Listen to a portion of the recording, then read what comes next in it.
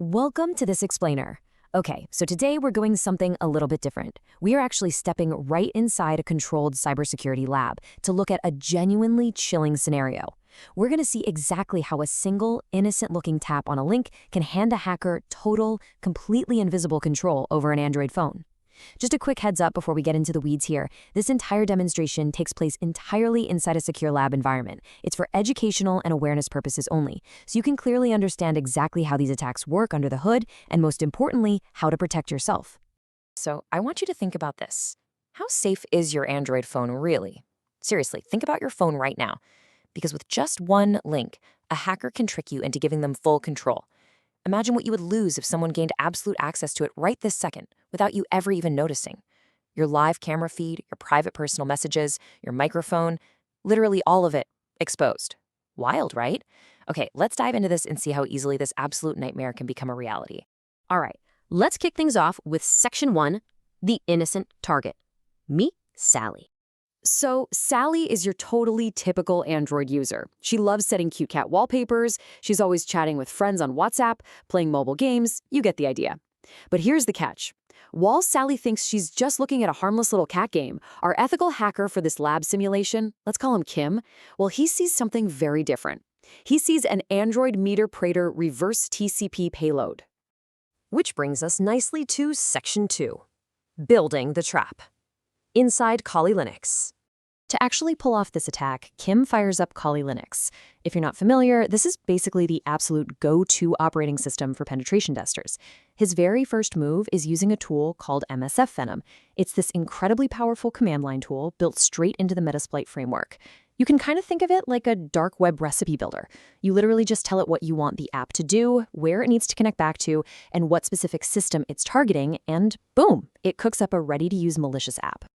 Now, what exactly is MSF Venom cooking up in this case?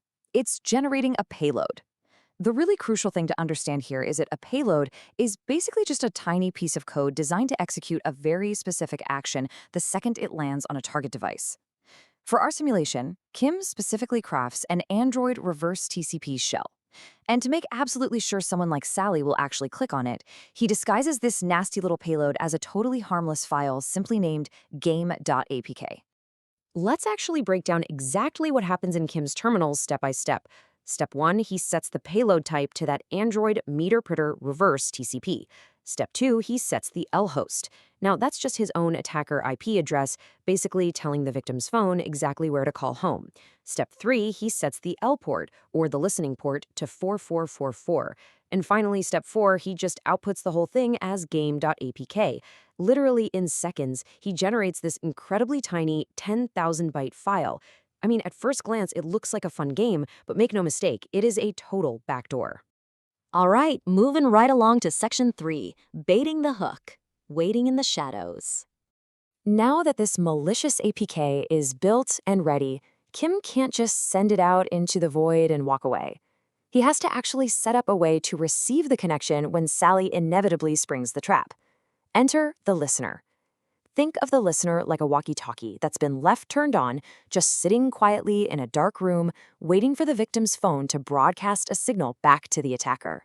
To set up this digital walkie-talkie, Kim opens the main Metasploit interface, the MSF console. He uses this generic listener module called the multi/handler. Then he explicitly tells it, hey, expect an incoming connection from an Android reverse TCP payload, double-checks his settings, and hits run. And just like that, the port is open. The trap is officially set, and Metasploit just sits there, completely silent, waiting for the bait to be taken. But wait, how does Kim actually get this fake game onto Sally's phone in the first place? Well, he needs to host the files somewhere her phone can easily reach.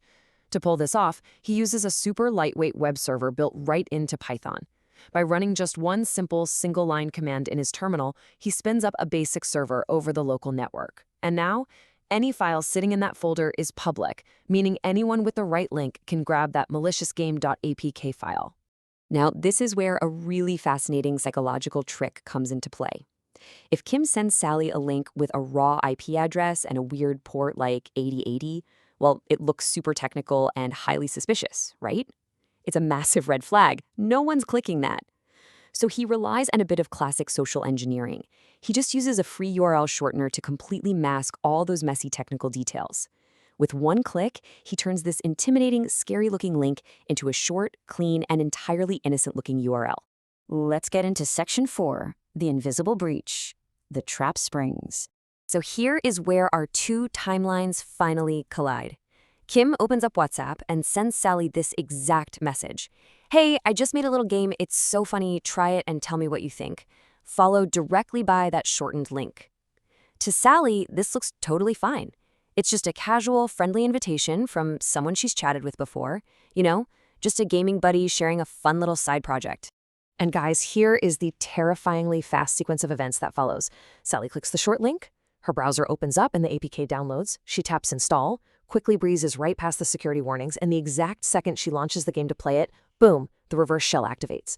She thinks she's just trying out a fun Trojan horse game, but in reality, she literally just handed over the keys to her entire digital life. Actually, I want to pause on step 3 for just a second.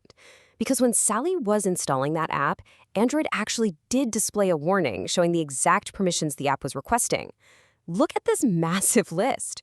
Read system logs, access the camera, modify contacts, track live location, record audio, read texts. It's ridiculously invasive. But like so many of us do every single day, Sally was just in a rush to get to the game. She assumed it was just like a maps or social media app, and she tapped right past them without even reading.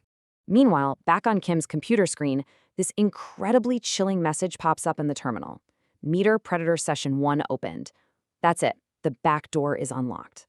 Without any flashing lights, no alarms, no obvious warning signs whatsoever on Sally's end, Kim now has a completely invisible remote connection right to her device. He can just start typing commands and effortlessly explore her entire operating system. Now, I do want to point out, because this is a controlled lab environment using a desktop-based Android virtual machine, when Kim tries to, say, access the camera or pull up text messages, the system just reports back that no webcams or messages are found. It's just a simulation. There's no real hardware attached. But make absolutely no mistake, if this were a real phone in the real world, Kim would instantly have access to her live GPS coordinates, all her personal photos, intimate text messages, and a live streaming feed from her camera. The real-world devastation of this kind of attack is just absolute. Which brings us to our final and definitely most important section, protecting your device, how to stay safe. Look, these attacks happen way more often than you might think, but the good news? They are highly, highly preventable. Let's run through some really actionable defense tips derived straight from our lab demonstration here. Number 1, never ever install unknown APK files from outside the official Google Play Store. Just don't do it. Number 2, keep your Android system updated. Those security patches are absolutely crucial. Number 3, avoid suspicious links and QR codes. Yeah, even if they're shortened or sent by a friend whose account might be compromised. Number 4, pay very, very close attention to what app permissions you're granting. And number 5, try to avoid public USB chargers. They can secretly act as data transfer points to install malware while you think you're just innocently juicing up your battery. So we've seen firsthand how easily one simple, thoughtless tap can compromise absolutely everything on your device. So I really want to leave you with this. Next time a simple flashlight app asks for access to your microphone, or an online friend sends a random shortened link to check out a cute new game, what will you do? Take a moment, think twice, and protect your digital life. Thanks so much for joining me on this explainer, and hey, stay safe out there.